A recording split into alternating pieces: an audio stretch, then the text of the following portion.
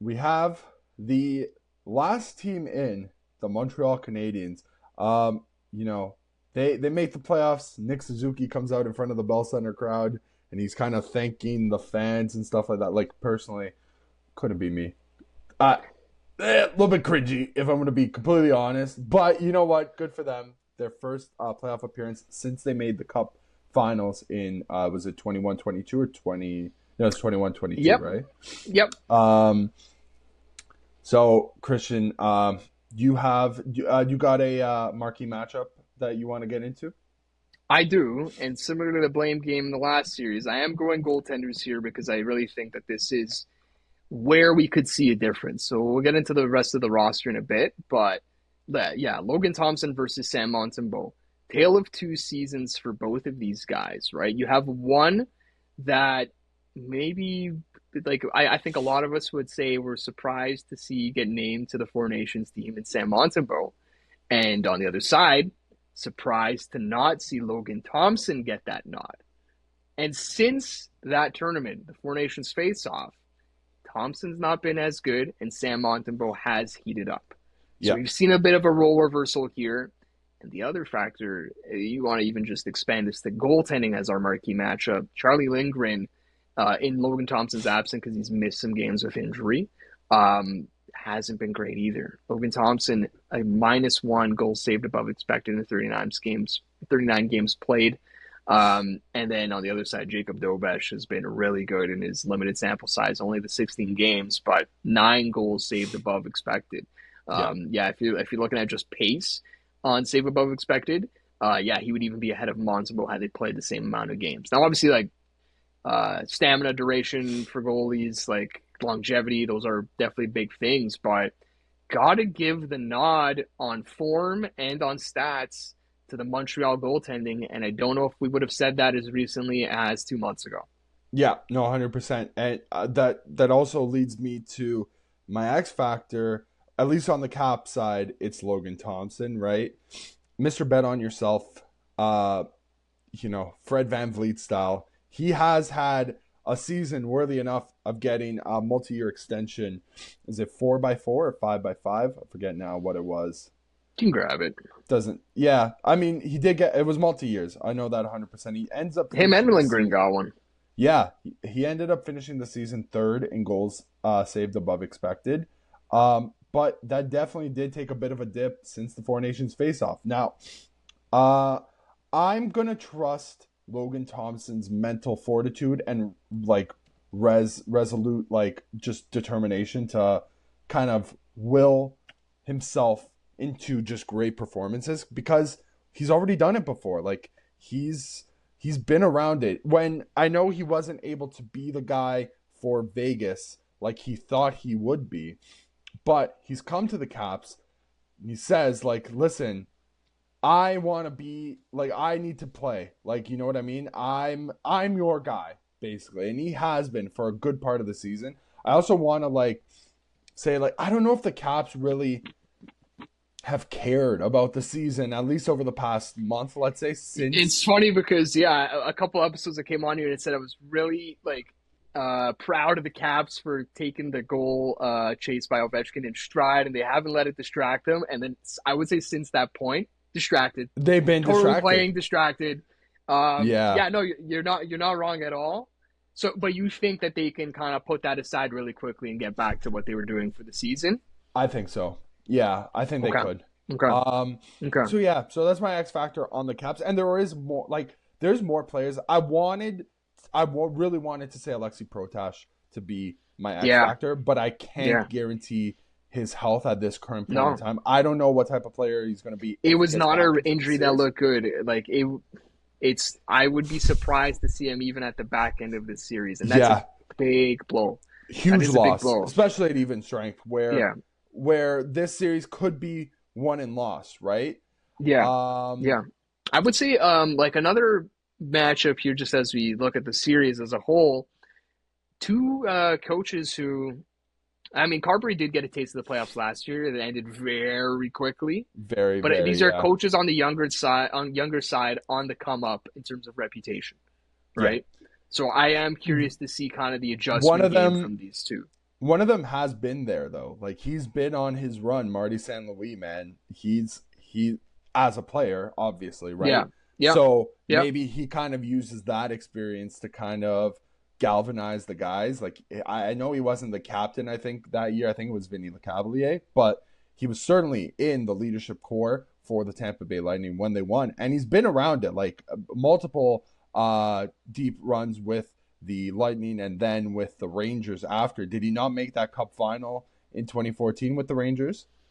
Yeah. I think he was on that team, Yeah. right? Like I he's believe been so, around yeah. it. Marty's got some experience. So if you would have asked me a few months ago who would have been the first coach fired, and I would have said this before the turn of the new year, who was going to be the next coach like on the chopping block, it was going to be Marty St. Louis because he kind of looked like he was a little bit out of his depth. They were they were in the bottom. I think they were 31st before it was either December 1st or the turn of the year. And since then, I mean, the proof is in the pudding. They're in a playoff spot now. So he's gotten his guys to work, and a lot of that's on the backs of guys like Cole Caulfield, Nick Suzuki, Uri Slavkovsky. And another player that I do want to mention could be a potential X factor, Ivan Demidov. Who's that, bro? Never heard of that guy. Ooh, Oh, yeah. Have you not been paying attention to the Second Look Sports channel? It kind of feels like we are the Ivan Demidov fan club right now. And I gotta give a little bit of praise for him. I did end up going back to watch. I didn't watch his debut, but I had to go back and rewatch it. It was on my birthday, so forgive me, I guess, right? How dare you not watch the Habs on your birthday? The Habs on my birthday, I know. What your favorite team. Oh yeah, God, I love them. Yeah, but Ivan Demidov in the 2 games that he's played, 2 points, both of them came in 1 period. He is as good as advertised. It really looks like that, and that is a humongous boost for the Habs heading into this playoff. I know it's really not what they need. I think they definitely need somebody who can kind of lock it down on the back end. They really don't have guys like that. Mike Matheson's kind of fallen off. I know he really wasn't that guy, but the guy is probably Caden Gooley, who's gonna get that kind of assignments. Like it's like Gooley. Here's the pairings. So Matheson, Carrier, Gooley, Hudson, Struble, Savard. I know you said Savard there, but this is the deal. Who Yanni also just announced yesterday he's going to retire after this playoff run.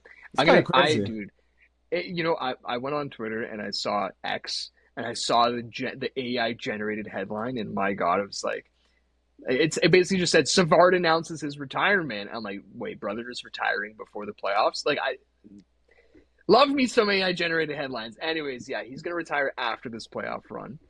He only plays less than 16 minutes a night. I can't think you can count on him to be like the primary shutdown defenseman.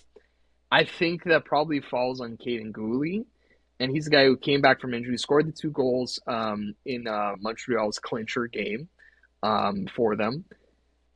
I'm coming around on the defense there. I don't love the second pair because you would want more out of Savard even on that bottom pairing, I feel. But I will say, I do like the forwards in terms of how they are set up. What I like about Montreal's forwards is each line does have an identity. I talked about like when we were talking about the Leafs series. Leafs don't really have a checking line. It's going to be whatever they cobble together on that 4th line. And there's not many Stanley Cup teams that I know of that have put together a 4th line checking line as their main shutdown unit. That's not usually, it's almost always a 2nd line or a 3rd line, right? Yeah. So that's a little outside the box.